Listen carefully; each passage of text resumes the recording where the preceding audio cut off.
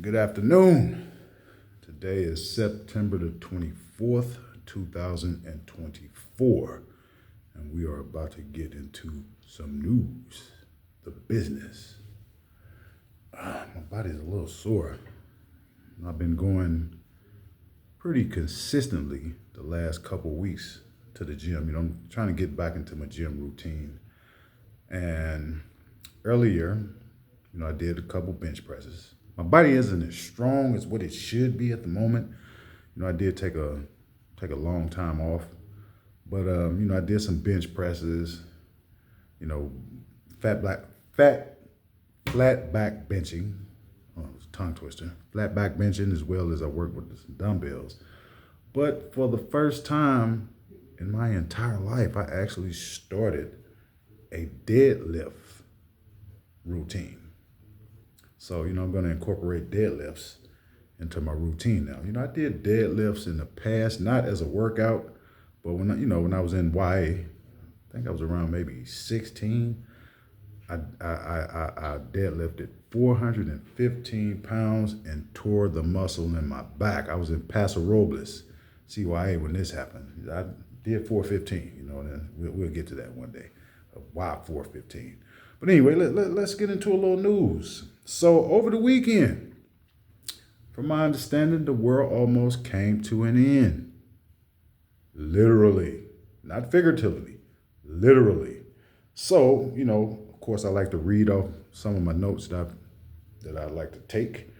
But I'm going to lead this off with the meeting between Joe Biden and what is this guy's name? His name is Keir Starmer, who's the prime minister. I think I'm pronouncing it right. I could be pronouncing it wrong. But he's the prime minister of the United Kingdom. So I start my notes off by saying Joe Biden backtracks on proposal to allow Ukraine to use ATACMS to strike targets deep within Russia. You know why he backed off? Because not only did President Putin, as well as the Russian ambassadors to the United Nations and the United States, said that such a green light would be an act of war. The Russian ambassador, while in a session with the United Nations Security Council, stated that to allow Ukraine to use long-range ATACMS, as well as Storm Shadow missiles, to be launched deep within Russia, would be a declaration of war. A declaration of war. He said this while in session at the United Nations. And Russia responded that if you allow Ukraine to strike deep within Russian territory, this would happen. Okay, so it says that while in session with the UN Security Council, that launching these type of attacks would be an act of war. Just prior to the Russian response, Keir Starmer, the prime minister to the United Kingdom, was in the United States to present President Joe Biden with a host of documents that would allow said strikes using ATACMS and Storm Shadow cruise missiles. According to source information, the Russians vowed a nuclear response on the U.S., even providing which targets would be struck within the continental borders of the United States. Why wasn't this reported in the mainstream media?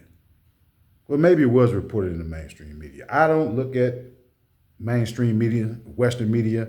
I don't look at CNN. I don't look at Fox News Network. I don't look at MSNBC, ABC, NBC, whatever C it is. I don't look at Western media, particularly United States. Now, in the past, hold up, hold up, I'm in the midst of making a video. I'll be out in like maybe 5 minutes. Okay, that's okay. Yeah, yeah. Okay, so I'm in the library, and I'm off inside one of the conference rooms, and they need the room. But yeah, so um, a nuclear holocaust was aborted only because the Russians let it be known to the United States that this little shadow war that you are conducting through Ukraine. It's about to be direct confrontation. If you allow for Ukraine to strike targets deep within Russia using your weaponry, then we are going to retaliate with the nuclear option. So it grabbed the attention of the Biden administration and the U.S. ruling class. So for the moment, it appears that they have backed down. That's noise coming from next door. It sounds like someone's in the next conference room. I don't know what the guys over there doing, but you might hear a little chatter in the background. But yeah, so it seems like they've backed down for the moment. And this report of this particular situation right here, again, it was an interview given by Scott Ritter on the Tile Knee Show. I'm probably not pronouncing it right, but it's THAO with a hyphen above the O and NHI on his podcast on YouTube. So if you want to learn more about the near Holocaust, the nuclear Holocaust that we almost found, the end of the world that's not being reported in the mainstream media, definitely not the black petite bourgeois media. I haven't heard of anything being reported in the black media at all. They take their cues from their masters, so they're not going to report anything outside of what they're told to report. Okay? And, I'm going to have to make this a quick video because they're going to need this room. So Russia was going to retaliate using its Sarmat missile, which is reported to be the most powerful nuclear missile on the planet Earth right now. One of them. All the most powerful nuclear missiles are in the hands of the Russians, designed by the Russians, controlled by the Russians, and deployed by the Russians. But all nuclear weapons, they're all powerful, but Russia by far produces the most powerful nuclear missiles on the planet. So there was a report given by Riya Kumari of One India News reported that the most powerful nuclear weapon in the world, the Russian Sarmat, can strike the United States within 3 minutes. 3 minutes. Do you know how quickly 3 minutes goes by? 3 minutes. So if Russia decided to respond to deep strikes within its territory, conducted by a proxy, of course, Ukraine is the proxy, United States and the West, led by the United States, are the primary antagonists. So they would have responded with the Sarmat, which is often referred to as the Satan II nuclear missile. It can strike U.S. territory anywhere within the United States in 3 minutes. There is no time to respond. The United States doesn't have the capability to respond to an attack of that nature. In 3 minutes, no, it's gonna be game over. But I did a little research concerning the Sarmat missile, and I got this information out of Wikipedia. So, Wikipedia is more reputable and followed than what it was when it first came out. But according to the stats, Wikipedia reveals that the Sarmat, which is an ICBM, which means an intercontinental ballistic missile, weighs approximately 208.1 tons, not T-O-N ton, but T-O-N-N-E-S tons, can carry up to 16 warheads, including thermonuclear, and avant-garde hypersonic glide vehicles. Its engine is a three-stage liquid fuel rocket system with an operational range of 18,000 kilometers or 11,000 miles. 16 warheads.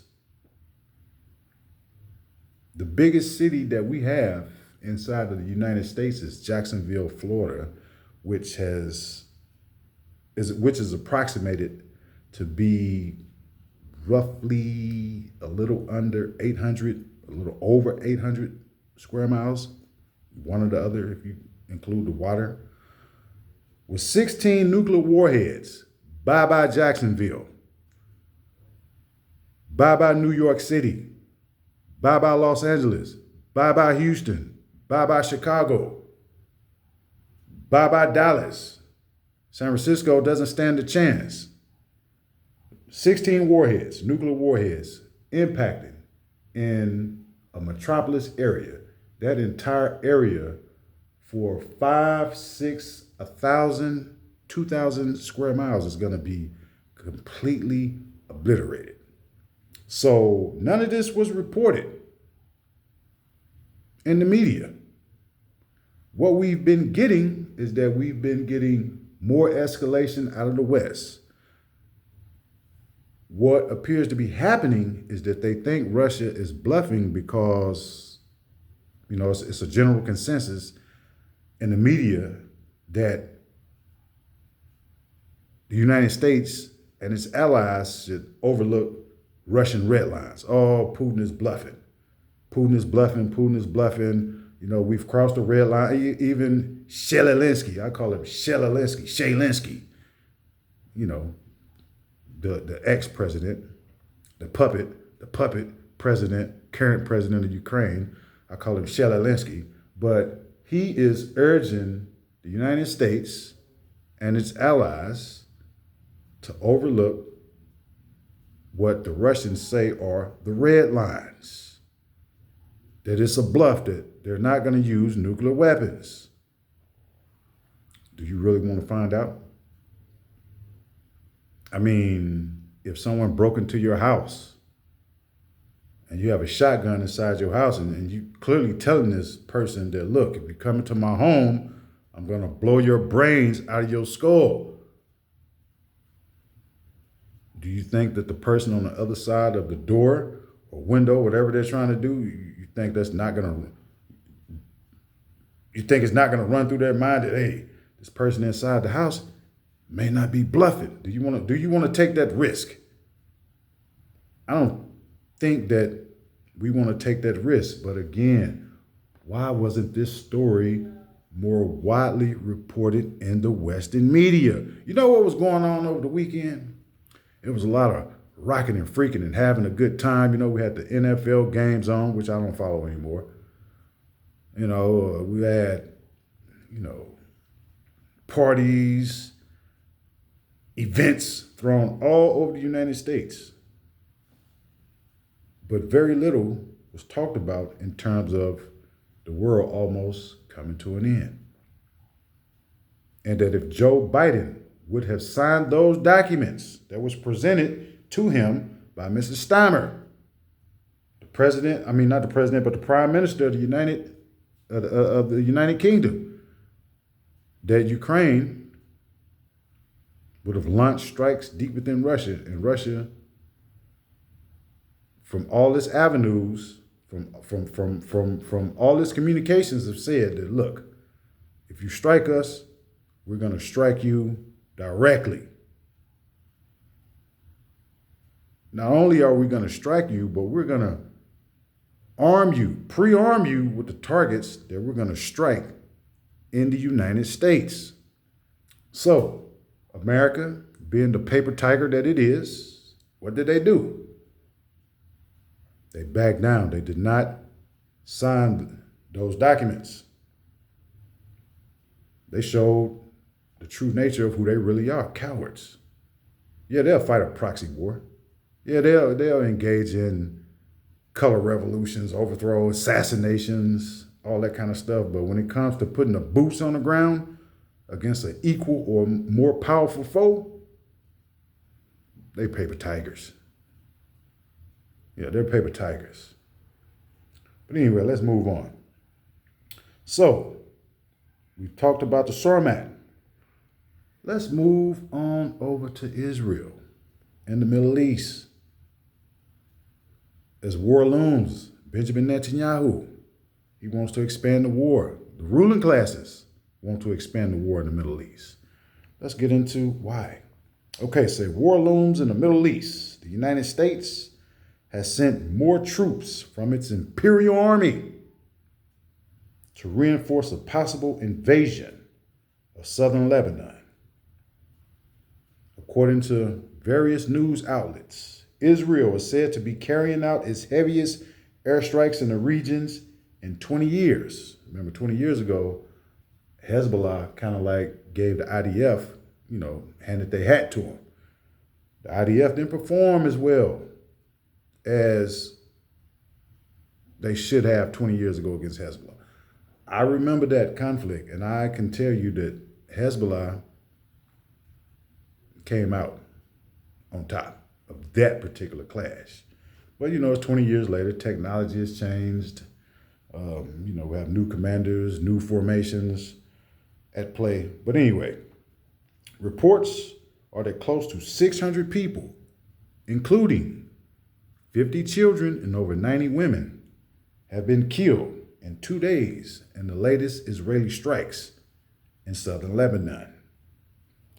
Benjamin Netanyahu, the Prime Minister of Israel, a war criminal,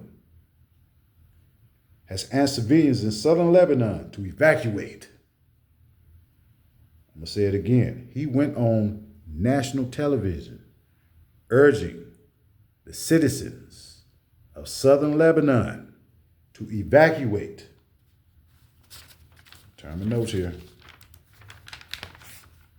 This is the same playbook leading up to the ground invasion of Rafah in southern Gaza. Remember that? We told the people in Rafah that first you told everybody in northern Gaza to flee south. And a lot of those people ended up in the concentration camps of Rafah.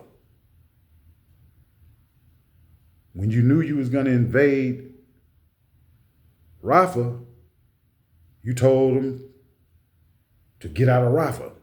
So it appears that a ground invasion is imminent in southern Lebanon. Now, why would a ground invasion be imminent in southern Lebanon? First of all, Hezbollah, over the last year, since the beginning of the war, they have launched, operations in northern Israel, which has resulted in a large population of its people having to move out of those lands because they're under constant rocket attack, drone attack, things of that nature there. So Israel's response is, hey, let's deal with the Hezbollah threat in southern Lebanon so that our people can move back into the occupied lands of northern Israel. So it appears that the IDF has carried out over 1,800 strikes against Hezbollah targets and the population in southern Lebanon, which has resulted in 600 and something plus deaths, terrible destruction against infrastructure in that area.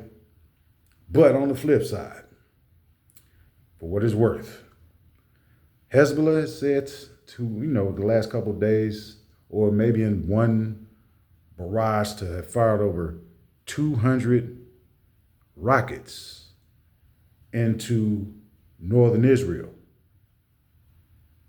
Or maybe Israel, I don't want to say northern Israel, into Israel. Let's just say they fired over 200 rockets into Israel, which has resulted in 2 injuries and minimal structural damage to military and civilian infrastructure.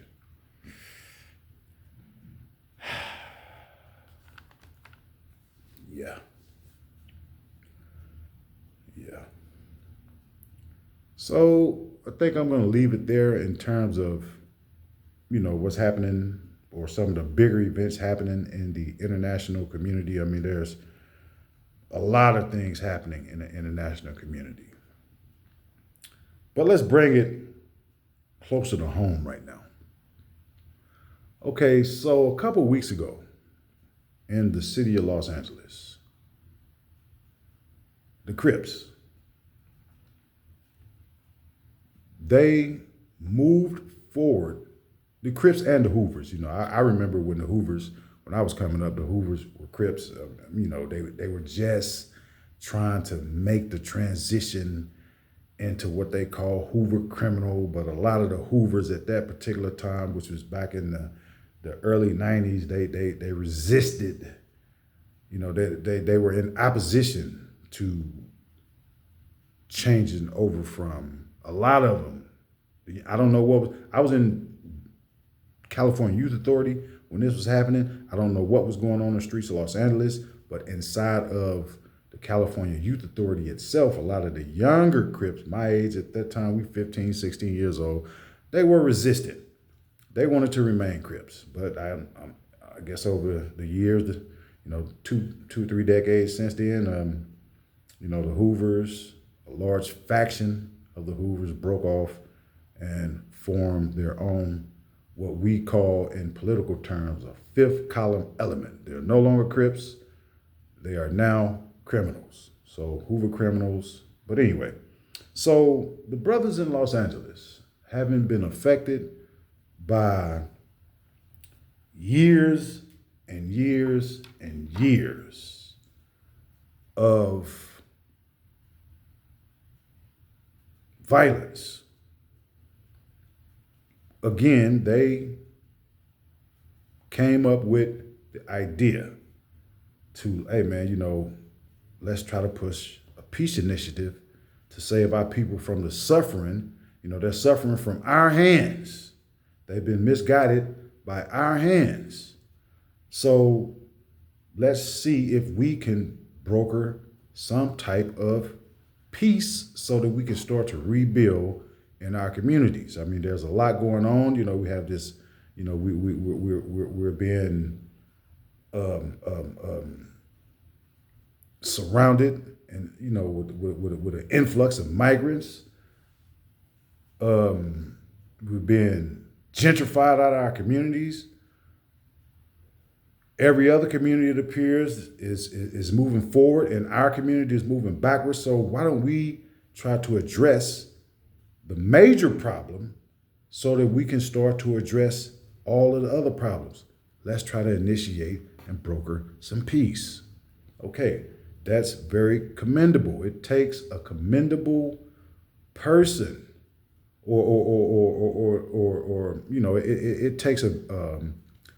it takes a strong person, under those type of social and internal contradictions to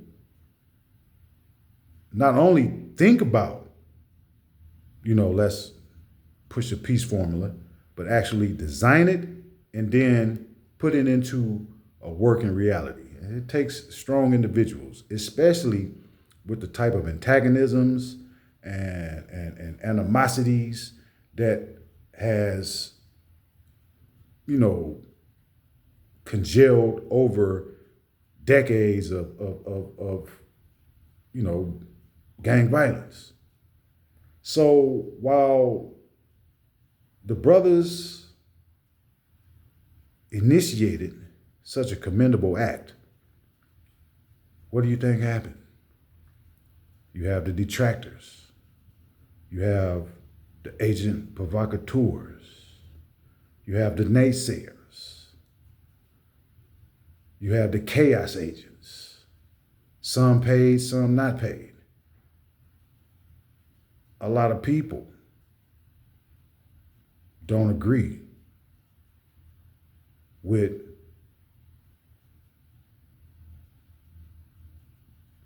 the groups trying to push for peace. And when I say a lot of people, I'm not talking about the system. I'm talking about the clowns around us, other so-called gang members, right? Now, I first um, got wind of this initiative from Damian Porter. He has a YouTube channel, Damian Porter, The Inside Story. Y'all check him out. Like and subscribe to his page. I was in YA with him. I don't remember him, but we definitely were in YA together because in one of his videos, he mentioned an incident in Paso Robles, and he named some individuals, and I was like, yeah, this guy had to have been there. I just can't remember him. Maybe if he showed me a picture when he was in YA, then I would remember him, but I don't remember him. But this particular African right here, he is you know, he's very stern. And he did a reaction video to another Crip guy. You know, I'm going to reserve comment. You know, I'm going to reserve how I feel about this guy that Damian Porter did the reaction video to. But you know, the guy was basically like, you know, man, how these OGs, how they gonna try to push this peace agenda without getting everybody on deck. You know, this guy's speaking in absolute terms. Everybody got to be on deck before there could be peace, which is totally not the case. I mean, everybody wasn't on deck back in the days of slavery to be unslaved. Everybody wasn't on deck. So why in modern times, when the community is saying to the world, saying to themselves in particular, we've had enough. It's been too much bloodshed. Instead of evolving upward, we are evolving downward. Our people are making no progress. So, you know, the brother, Damian Porter, he did a reaction video. And his reaction was intense. His reaction was intense. You know, again, you had this other Crip. I guess, you know, this dude was, I don't even want to say where he was from or even mention the gang that he allegedly represents. But Damian Porter's reaction is the same reaction that the BGF had when the Crips first started coming up into the prison system. Those guys were very, very resistant to the BGF when they initially came into the California Department of Corrections. You know, you had, when they first started coming in, the system back in the 70s, I say around 1974, 1975, definitely by 1976 or 77. We were on, and when I say we, I'm talking about Black America as a whole. We were on the tail end of the Black liberation movement. You know, inside prison, and you know, prison is a microcosm of the larger society, which is the macrocosm, right?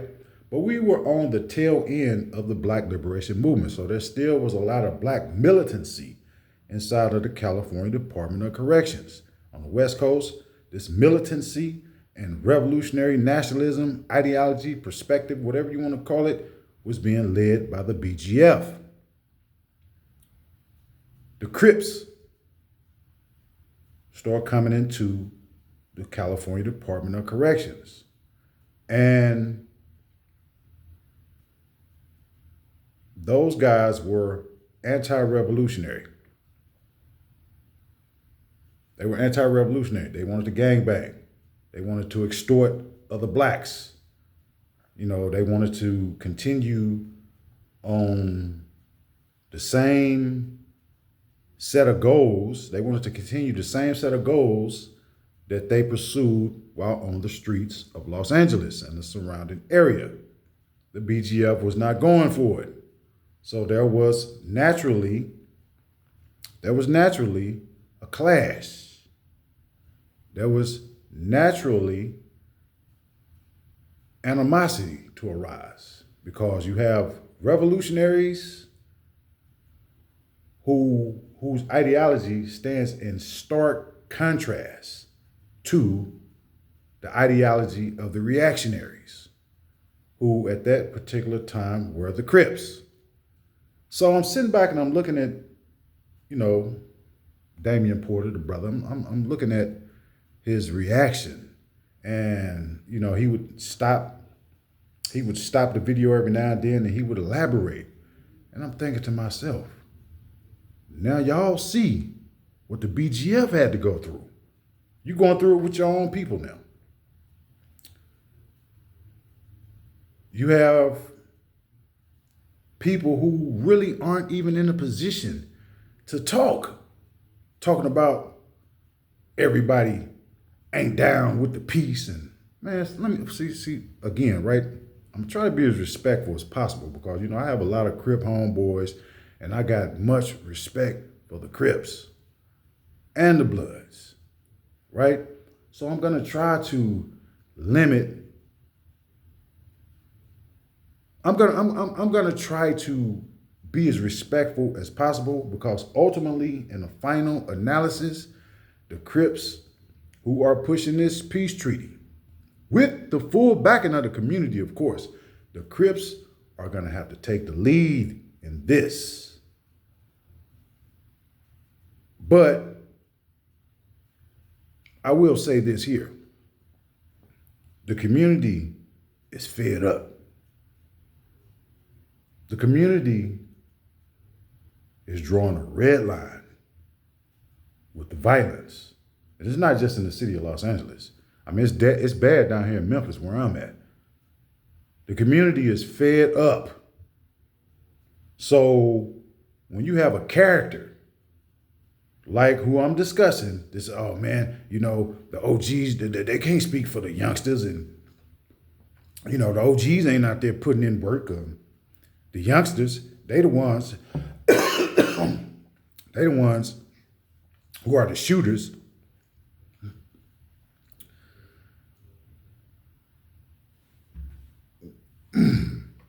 What should be understood? I wish I had some water in there. Damn. What these people have to understand is that, yeah, you might be a Crip, you might be a Blood, you might belong to whatever gang, street organization, whatever. But you are not separate from the Black community. You're not separate. And this dude kept saying in his rebuttal, and again, Damian Porter, he pointed it out that, man, this dude is being passive aggressive.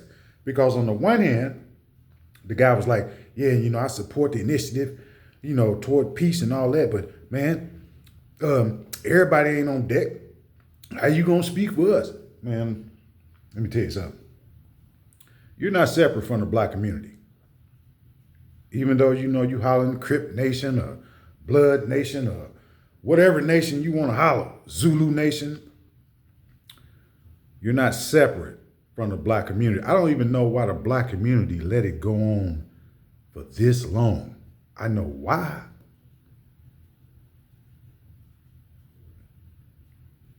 And that sounds like a contradiction in and of itself.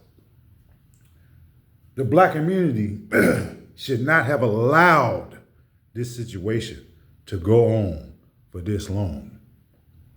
But the reason why it has gone on for this long is because the men of our communities are fucking cowards. These are your motherfucking sons, nieces, nephews, cousins, uncles out there with the bullshit. These your family members out there with that bullshit. Instead of you and other men being men, and say, look, man, we're going to confront this scourge. We're going to eradicate this scourge. You sit back out of cowardice and you allow the shit to go on. So you guys are not separate from the black community. See, once the community itself said, man, that it's over with, then it's over with. We ain't gonna allow for the people who, oh man, we ain't down with that. No, Just like what Damian Porter said, those people are gonna have to be purged. They're gonna have to be eradicated. They're gonna have to be crushed into the earth. That's what must happen to these people right here, because they are, this is a revolutionary movement, not an armed revolutionary movement, but it's change. It's a negation of the negation process. I talked about the negation of the negation process before. The negation of the negation is a component of, of scientific socialism. It's a component, right? Or, scientific materialism. It's but one component. It means the change from one state to the next. And that change, for the most part, is progressive. Again, I think I talked about bodybuilding. You started like now. I'm getting back into my weightlifting. My body isn't as strong as what it needs to be, but eventually, in a month or 2 or 3 months, it's going to be a dramatic change, not only in my physique, but also in my strength level and my tolerance to lift heavier weights. So, the negation and negation process, correct?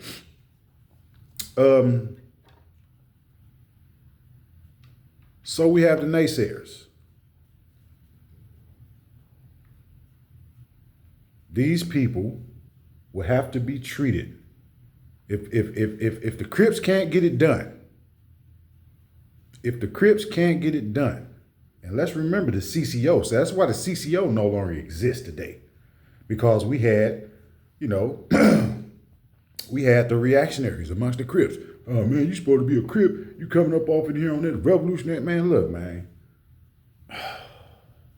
Y'all gonna have to deal with that. That's y'all internal contradiction. But remember, your internal contradiction affects the larger community. The community is tired, man. It's time for us to move on. Let's get serious, right? Now, this particular story right here, this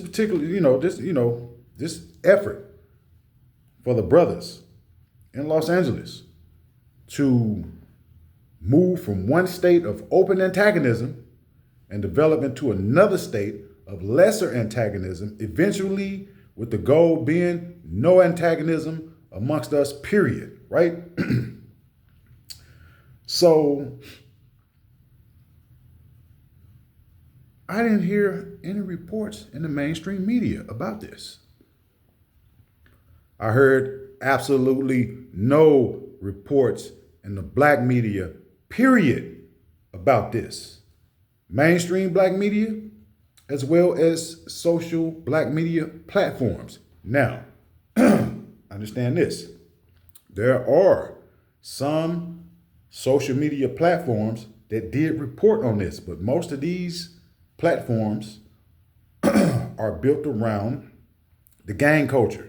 So yeah, you had Brother Damian Porter, he reported on it, and you had some others that reported on it. But these platforms aren't the major black social media platforms. And you have to ask yourself, why? Why are all these platforms out here? Why didn't they report on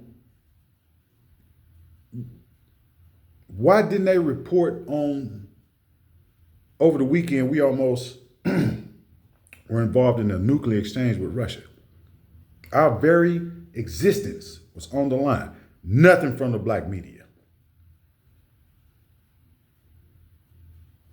They didn't report on the truce talks in the city of Los Angeles. What I got, I was doing my, my research online to give this story more credibility. The only peace talks that came up was back in 1992 when we had the civil unrest down in the city of Los Angeles as a result of the Rodney King verdict. So 1992 kept coming up. A couple, truce talks back in, the early 2000s kept coming up, but nothing in relation to this. Nothing in relation to this. Not in the mainstream media. Not in the black petite bourgeoisie media. Nothing. I got one story out of the Los Angeles Times that briefly mentioned this initiative right here, the latest initiative. You know what the black media social platforms, you know what they've been reporting for the last week? They've been reporting about the Sean Puffy Combs arrest. They don't talk about anything important on these platforms. They keep you inundated. They keep you inundated with the BS, with the mediocre, mediocrity. So if they can keep you focused on frivolous, mediocre, and mundane topics, there is no growth. So what I'm seeing amongst black social platforms, a parallel can be drawn with the 1980s when we had all these major drug dealers that made billions and billions and billions and billions of dollars from the west to the east, from the north to the south, inside the United States. You had all these drug dealers. Some led very powerful, influential organizations, made billions and billions of dollars. And as a result, what did the community benefit from? Absolutely nothing but internal strife. All that money that they had, all that power that they had, they did absolutely nothing with it as a collective. Yeah, maybe some individuals, probably still have some of that money today. They were able to wash the money, launder the money through legitimate operations, corporations, and stuff like that, but highly doubtful. The money that was made in the 1980s was for naught. No infrastructure came out of that. So it was a failure. It was a failure. We continue to slit our own throats. We don't need the mainstream media to report what we should be reporting. We don't need the black petite bourgeois media, the BETs, the Essence, the Ebonies, the Jets. We don't need those people to report what we should be reporting. We got to be able to diversify and quickly, meaning that when our very existence is on the line, yeah, your platform might be designed around entertainment. Another person's platform might be designed around they want this room. Might be designed around fashion. But when important events in the world happen, we should be able to diversify and quickly switch. And as a collective media, we should be able to report on those important topics. I'm going to end this video right now, but I'll be back later. Peace out.